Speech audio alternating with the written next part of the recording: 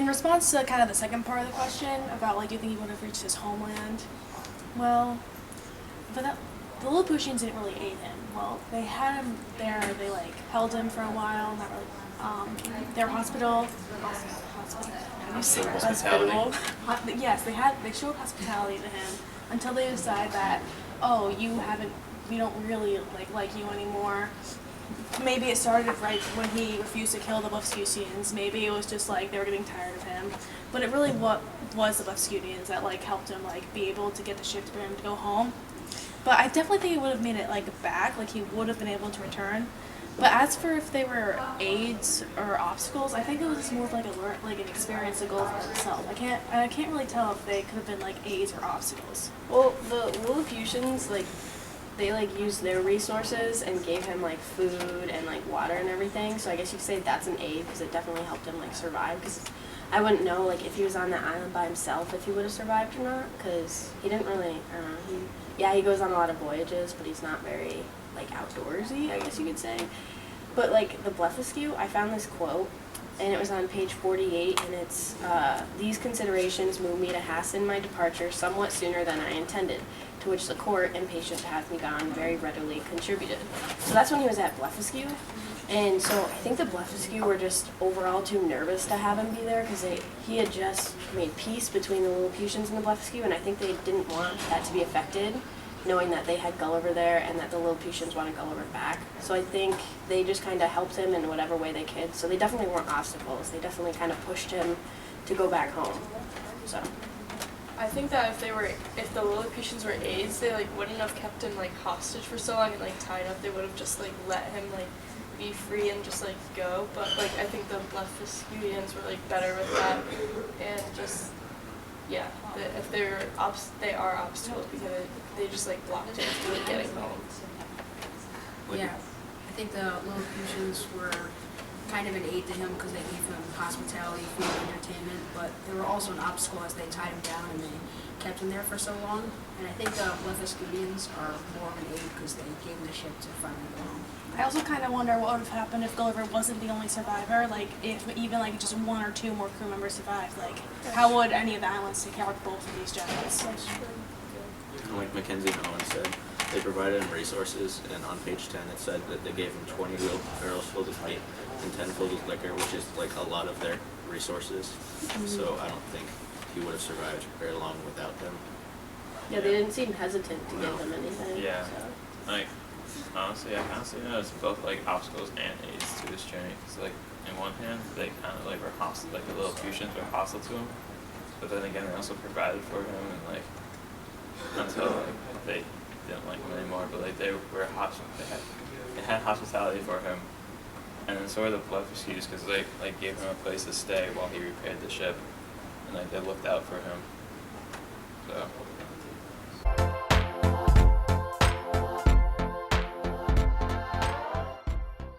I think that Gulliver refused some of the Lilliputians' orders because of morals. Like, it's not exactly an order, but for this example. But on page 11, when he was left with the security guards and they started shooting him with arrows, and the brigadier there tied him all 6 soldiers and put them in his hand. Instead of killing them and eating them and like punishing them for what they did, he recognized their hospitality and put them in his pocket, and then pretended to eat the last one, but really just set him free. So I think that was a pretty good example of how it shows. I agree with Mike. You saying that it was because of his morals.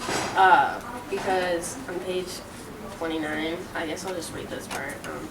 His Majesty desired I would take some other opportunity of bringing all the rest of the enemy's ships into his ports. So basically, the Emperor of Lilliput, like when Gulliver took the fleets, he asked to take the rest of them and to like also take the big Indians as their slaves, basically. And Gulliver definitely, without a doubt, like refused completely to do that. He didn't want to like ruin the Blefuscu lives, and like he didn't want to take slaves that were free at one point and that like had their own views.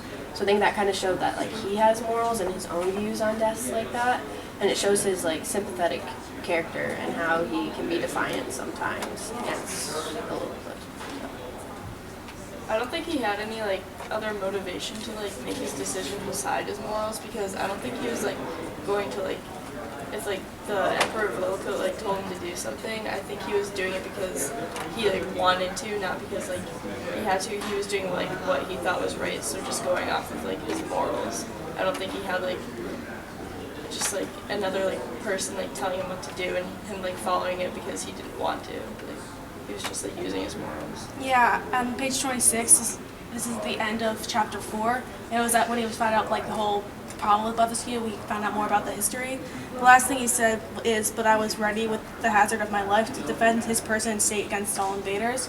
So yeah, he because of their hospital and because of all that, he was going to defend them, but he wasn't really a soldier. He wasn't even a soldier back in England. So he was like, yeah, I'm going to help these people, but I'm going to not be like, I'm going to do it in my own right.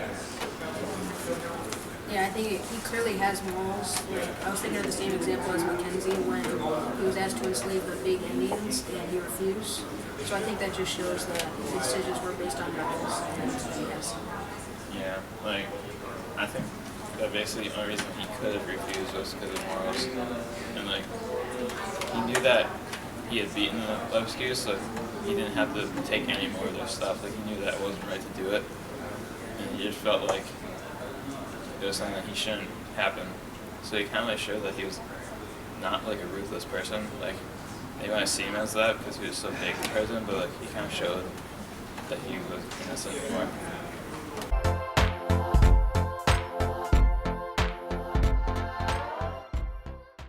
So I think that Lilliput is supposed to be either a parody or just kind of like a mockery of Britain, and then France would be Blefuscu. And that would, and France and England would always hate each other, so that'd be why, like, a good reason why Blefuscu and Lilliput had such a long, like, war together, because that's what happened in the real war too. And I'm not really sure what the big Indians and little Indians would be in, like, exactly in the real world, because they had so many wars. Is it like the 100 Years' War? Is it something else? When I looked it up, the main thing that I found was the Catholics versus the Protestants. And that was basically, they had different views of running the church and running the land. And when the Protestants came in and started running it, the Catholics lost a lot of their rights. And they kind of lived separately in Northern Ireland, which is where our author is from. And so a lot of times they attempted to create peace treaties, but it wasn't successful until the end of the 20th century. So I thought that was like kind of like Gulliver. So they had been at feuding, and then Gulliver came in, and he was almost that peace treaty that made it between the Catholics and the Protestants. So I think that's what he was trying to refer to when the big Indians and little Indians came about. I found an example with the character Phil Nat. He's supposed to represent, or be a satirical representation of Whig Party leader Robert Walpole, who fell from power in 1717 and was brought back to power in 1721 with the aid of George I, British Prime Minister's, his mistress. And the book was kind of making fun of the way he was brought back to power, and going along with the big Indian situation. They're a parody of the Catholics in England, with the little Indians being a parody of the Protestants, as you said. Also, another thing that was found interesting, it's the part when they had like this practice, there was the rope jumping, and that was the way someone got into power. And if we all thought it was kind of ridiculous, like a sporting activity kind of competition to get more power, and that also might be what it was referencing, like maybe not that specific incident, but just how like politics is mostly like a game of talking connections, and like really powerful people can become powerful for almost no reason. Yeah, and they kind of like chose the government based on physical attributes rather than smarts. So And what you're actually going to do. yeah. And it was kind of like more of a mockery of how, like, Swift used as like a mockery of the English government, kind of just like make fun of the way that they made people get power. Like, just like all about their physicality, not like their actual rights or anything. I thought Swift did a really good job like of keeping like the type of satire like being a parody and like not using like exaggeration, because I think like when you use exaggeration it just like kind of like distorts the problem and like makes it seem different, but I think he did like a really good job like keeping it like how it like actually was, but just like with his own twist. Yeah. Yeah, I researched the example that Gabby had with the tightrope, and it was supposed to be compared to King George the First of England, and it was supposed to represent what King George wanted the people to do, not what the best views for the English would be, so it was supposed to symbolize that. Yeah. I also found another example when I looked it up on page 25 in chapter 4, when they were talking about the high heels and the low heels, and like, so the high heels supported the Lilliput's constitution and the emperor, when the low heels were actually the one in power. So again, I think it's making, and the low heels were like the lower of the society. So I think again that was making fun of the government in England at the time where our author was living, and it was also making fun of the Tory and the Whigs, which were two political parties in England at the time that were always feuding and never had the same views on bills or laws or anything.